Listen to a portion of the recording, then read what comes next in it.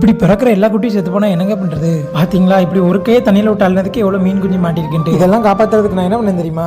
As a பிகினராக நம்ம பண்ணுற main mistake ஃபீடிங்கில் தான் தப்பு பண்ணுவாங்க கைஸ். நம்ம இப்போ ஒரு ஃபிஷ் ப்ரீடிங் விடுறோம்னா நம்மகிட்ட லைஃப் ஃபீட் ஸ்டாக் கண்டிப்பாக இருக்கணும். இது தெரியாமல் நிறைய பேர் பெல்லட்ஸ் க்ரஷ் பண்ணி போடுறது, எக்கியோ கொடுக்குறதுன்ட்டு தண்ணியை கண்டாமினேட் பண்ணி மீனெல்லாம் சாகடிச்சிடுறாங்க. இதுலேருந்து வெளியே வரணும்னா கண்டிப்பாக நம்மகிட்ட இருக்க வேண்டியது மொய்னா கல்ச்சர் செய்கிறதுக்கு மூணு இன்க்ரீடியன்ட் தாங்க தேவை. ஓல்டு வாட்டர், ஈஸ்ட்டு, கண்டிப்பாக மொய்னா ஸ்டார்டர் கல்ச்சர் நமக்கு தேவை. என்னதான் நிறைய பேர் மொய்னா ஸ்டார்டர் கல்ச்சர் எல்லாமே பண்ணலாம்னு சொல்லியிருந்தாலும் ஸ்டார்டர் கல்ச்சரோட பண்ணாதாங்க நமக்கு 2 நாள் இல்லை 3 நாளில் நம்ம ரிசல்ட் அதிகமாக எடுக்கலாம். மொய்னா கல்ச்சர் ரெடி பண்ணுறதுக்கு நமக்கு ஓல்டு வாட்டர் நான் என்னோட ஃபிஷ் டேங்க்லேருந்து தான் தண்ணி எடுத்துருக்கேன் கைஸ். நம்ம ஃபிஷ் டேங்க்லேருந்து தண்ணி எடுக்கிறதுனால என்ன யூஸ்னா அதில் ஆல்ரெடி பாக்டீரியாஸ் நிறைய இருக்கும். அது நம்ம மொய்னா கல்ச்சர் அதுக்கு இன்னும் யூஸ்ஃபுல்லாக இருக்கும். அது கூடவே நான் கொஞ்சோண்டு தண்ணியில் ஈஸ்ட்டை கலந்துக்கிறேன்.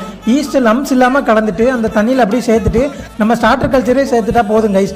2 நாளில் அந்த ஏரேஷனோட உள்ளே இருக்க லைவ் பாக்டீரியா ஹெல்ப்போட மொய்னா சூப்பராக அவ்வளோதான் கைஸ் மொய்னா கல்ச்சர் பண்ணுறது.